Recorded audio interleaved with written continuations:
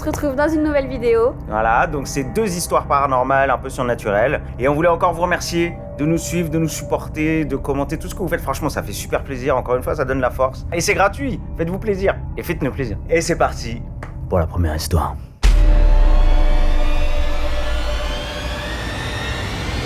Pour cette histoire, ça s'est passé en juin 2022. Au moment des faits, Julie était avec sa cousine Sarah. Elles sont dans un camping qui appartient à la famille de Julie et les parents étaient sortis. Il était environ 2h du matin.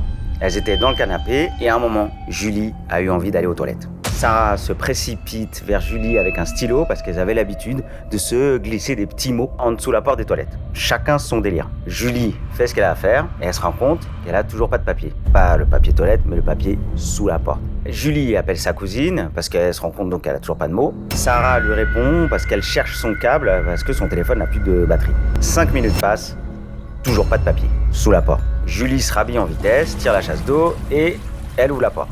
Et là, elle voit sa cousine accroupie par terre en essayant de glisser un mot sous la porte. Elle lui demande qu'est-ce qu'elle fait là, et sa cousine lui répond « Mais Julie, à qui tu parles ?» Donc Julie comprend pas trop ce qui se passe, et à ce moment-là, elle regarde encore une deuxième fois par terre. Et là, elle voit quelque chose ou quelqu'un qui ressemble comme 2 gouttes d'eau à sa cousine, et qui la fixe avec des grands yeux noirs. Elle court dans le canapé et demande à Sarah « Mais qu'est-ce que tu fais ici ?» Parce qu'il y a 1 minute, tu étais juste en face de la porte des toilettes et tu étais en train de me fixer. Et elle lui répond qu'elle n'a pas bougé d'ici, un peu saoulée, parce qu'elle cherche son câble. Julie a un petit peu peur, forcément, et pour changer les idées, qu'est-ce qu'elle décide de faire? Peut-être comme beaucoup, elle décide d'aller regarder des vidéos de Squeezie.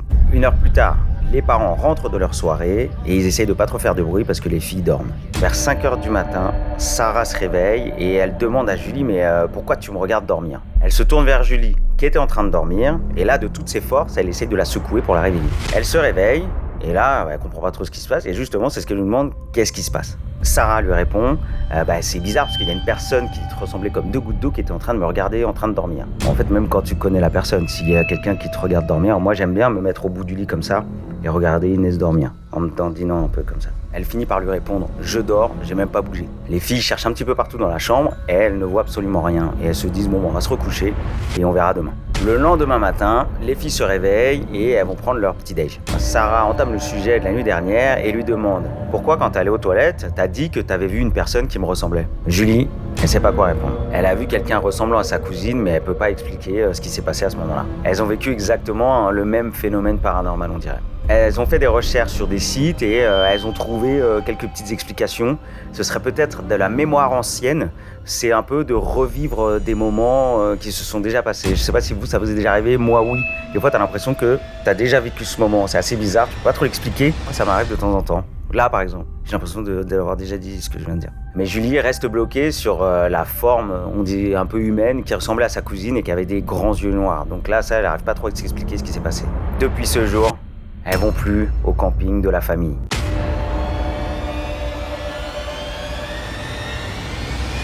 Pour cette histoire, on n'a pas de prénom, du coup on va l'appeler Anna. Elle nous remet un petit peu dans le contexte et nous explique que sa mère croit énormément au paranormal, mais que son père, lui, pense que ce sont juste des histoires pour faire peur aux enfants. Pour ses 15 ans, son grand frère lui offre une figurine pop qu'il a achetée d'occasion parce qu'elle était très difficile à trouver. Il ne lui a jamais dit à l'époque où est-ce qu'il avait acheté cette figurine, mais elle, à ce moment-là, elle s'en fichait parce qu'elle était trop contente. Quelques jours passent, elle installe toutes ses figurines pop sur des étagères en face de son lit et en fait elle nous explique qu'elle a un lit superposé avec un canapé juste en dessous. Un jour elle rentre des cours, elle est toute seule chez elle, son chien lui fait la fête et elle décide d'aller dans la cuisine pour goûter. Après avoir fini de manger, elle se dirige vers sa chambre et elle se rend compte que la figurine pop que son frère lui avait offerte était par terre sous son bureau à côté de la poubelle. Elle trouve ça assez bizarre, sachant que toutes ces figurines pop en fait sont collées à l'étagère avec du scotch double face. Quelques jours après, même phénomène, elle rentre et là, la figurine pop est pas par terre, mais posée sur le radiateur. Elle pense d'abord que c'est son père qui lui fait une petite blague, mais en fait en lui posant la question, son père la regarde de travers en lui disant « Mais qu'est-ce que tu me racontes ?» Du coup, elle n'a pas cherché à comprendre. Arrive le samedi soir. Ses parents se sont absentés et vont rentrer tard, du coup elle se retrouve à la maison, toute seule. Elle est posée tranquillement sur le canapé avec sa tablette et son chien à regarder une série dans le noir.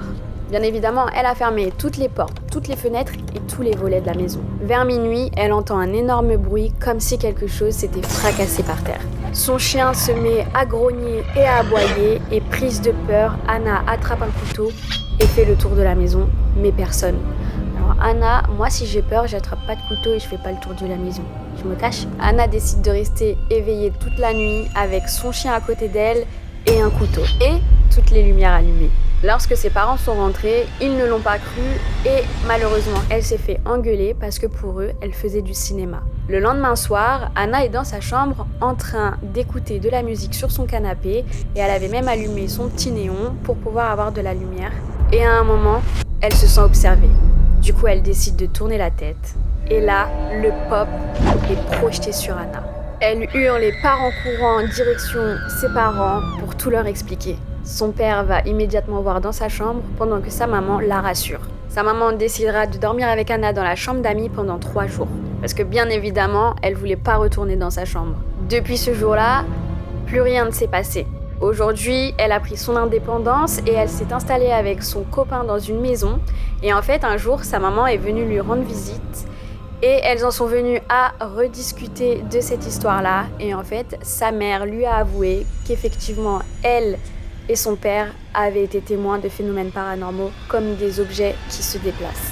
Elle lui a même raconté qu'elle avait dû faire venir un ami de l'église pour régler ce problème selon les mots de sa maman. C'est tout ce qu'elle a voulu lui dire. Ce que je trouve fou quand même, c'est que ses parents ne la prenaient pas au sérieux et l'engueulaient alors qu'eux-mêmes vivaient des choses. Donc c'est un peu bizarre quoi. Moi, je laisse toujours traîner un peu les choses à droite à gauche et à chaque fois, ils se déplacent. Inès les range. C'est chiant. C'est la fin de cette vidéo, on espère qu'elle vous aura plu. N'hésitez pas à liker, à vous abonner et à commenter. Toujours. Et nous, on se retrouve l'année prochaine pour une nouvelle vidéo. On vous souhaite un joyeux Noël et une bonne année. Ciao.